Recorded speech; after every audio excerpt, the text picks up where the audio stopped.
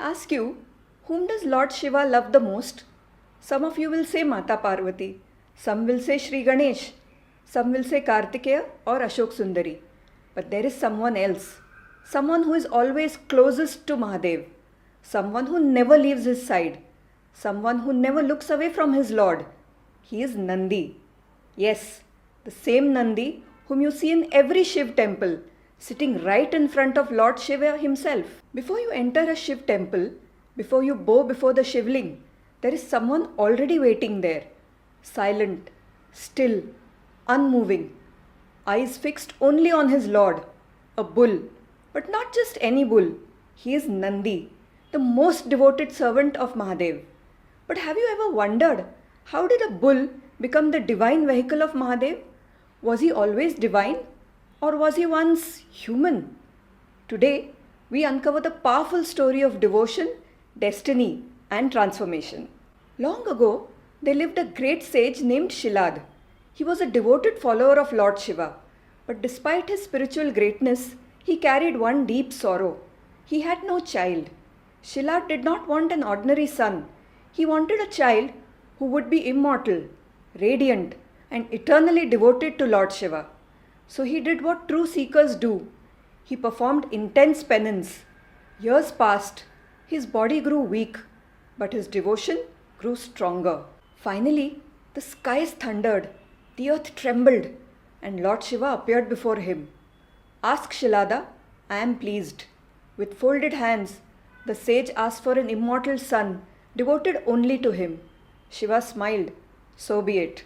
One day, while preparing the land for a sacred ritual, Shilada struck the ground with his plough.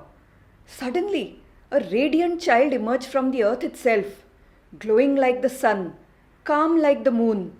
A divine voice echoed, "This child is Shiva's blessing." Shilad named him Nandi, meaning the joyful one. From childhood, Nandi was extraordinary. He mastered scriptures effortlessly. He radiated peace. And most importantly, he loved Lord Shiva with every breath. One day, two divine sages visited the hermitage. They observed young Nandi carefully. Then their expressions turned serious. When Shilad asked why, they revealed a devastating truth. This child will not live long. The word shattered the father's heart. But Nandi, he did not cry. He did not fear death.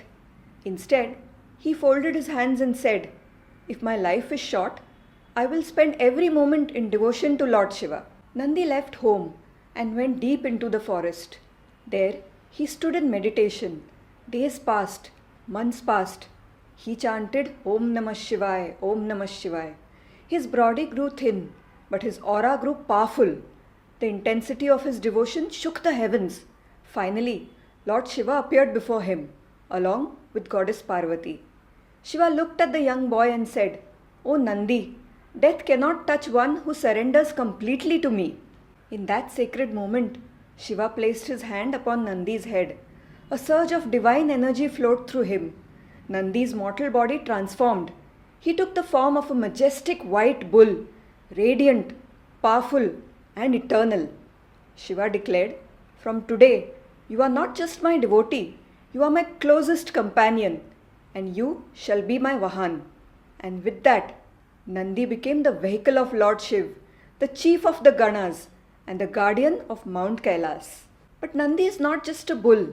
He symbolizes strength with control, power with patience, desire mastered by discipline, dharma in its purest form. Nandi represents the perfect devotee, silent, steady, unshaken. And have you noticed this? In every Shiva temple, Nandi sits directly facing the Shivling, eyes fixed, forever waiting. It is believed that when devotees whisper their wishes into Nandi's ear, he carries them straight to Mahadev, because he is not just a vehicle, he is devotion itself. Nandi was not born divine. He became divine through devotion. He was not made immortal by destiny. He earned immortality through surrender. Before you pray to Shiva, ask yourself, is your faith as steady as Nandi's gaze? Because the path to Mahadev is not through power, it is through devotion. And Nandi showed the world how. Namaskar.